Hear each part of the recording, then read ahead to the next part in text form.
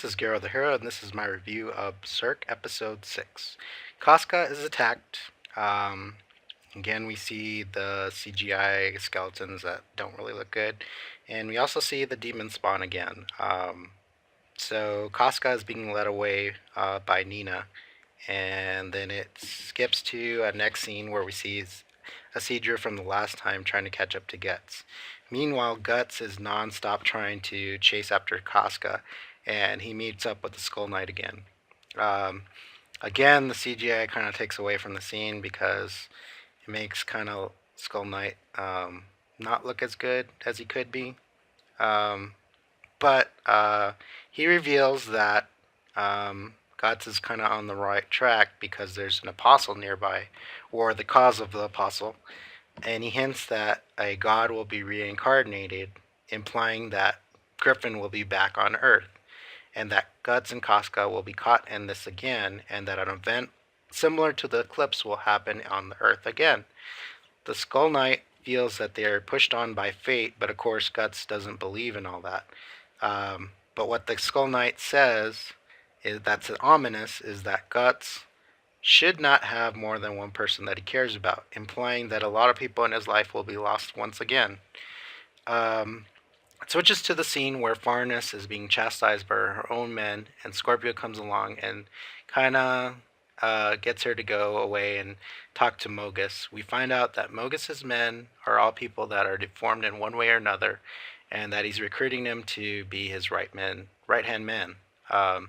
We see that Mogus is hurting himself by knocking himself into the ground, and that he's kind of a zealot.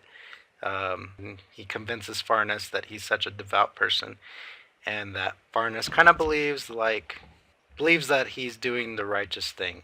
So she's kind of crazy in herself, in her character.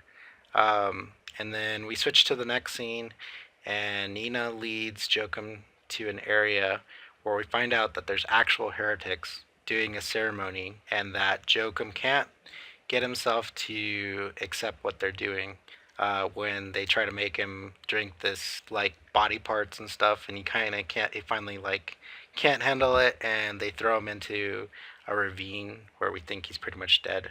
And then we skip to the next scene, and Luca comes to snap Nina out of this trance, or so she kind of gets her out of that. But then what happens is Casca is being assaulted by these other heretics. They're trying to have her way with her, but that's when the demon spawn appears again and tries to defend her by changing one of the men into a demon that attacks the other heretics. And at this point, they think that Casca is some kind of like witch, and they want to follow and worship her. At the end credits, we see that Farnus is burning heretics, and Scorpio saves one of the accused heretics' children from being burned. And we find out the only reason he did this was that he, those children of people that were accused to be heretics. We also find out that Farnus, as a child, was burning people at the stake. And this was pretty much at the same time that Scorpio's parents were burned too.